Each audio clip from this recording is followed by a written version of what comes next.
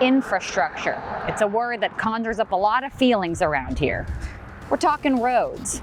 The county handles land use decisions, but the State Department of Transportation, DelDOT, handles the roads. Coast TV's Christina DiRoberta shows us how you can see the problems and progress as soon as you cross the state line. It's a transformation you can see. From rows of crops to rows of homes, from fields of green to full neighborhoods. And as Sussex County builds up, the roads are feeling the weight of that growth. It's Delaware, man. It's growing. It's outgrowing itself really fast. A lot more tourists are coming here not to visit anymore, they're coming here to live.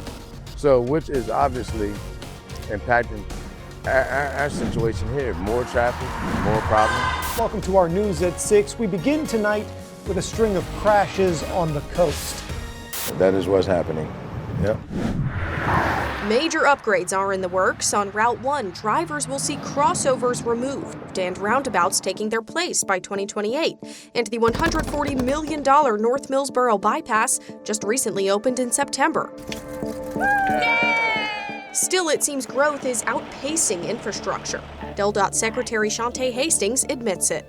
I will, be honest that we haven't always kept up with it. Local drivers like Tanisha Johnson know it.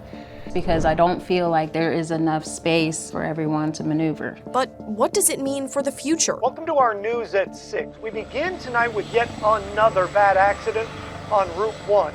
At what point does that become dangerous or unmanageable? It's a hard question to answer, because there's that balance of wanting to, support economic development, but we also want people to be safe and people not to be in gridlock all of the time. Hastings says the department's role in development is often misunderstood. People think DelDOT can just stop development. We can't. That's not our role in state code. Our role is to say, if you do this development, here are the transportation improvements that are needed to support it. Is there anyone enforcing that those recommendations are actually made? There will be notes and/or an agreement that says, at this building permit, you have to have built X before you can move to the next phase of a project.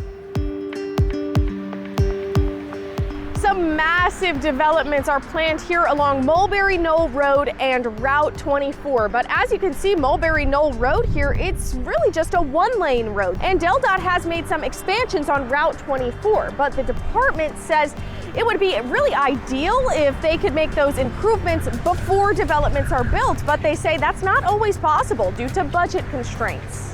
Here in Sussex County, only 35% of the roads are covered by federal funding, according to DelDOT. Route 113 is one of those roads, but that's compared to 75% covered by federal funding up in Newcastle County.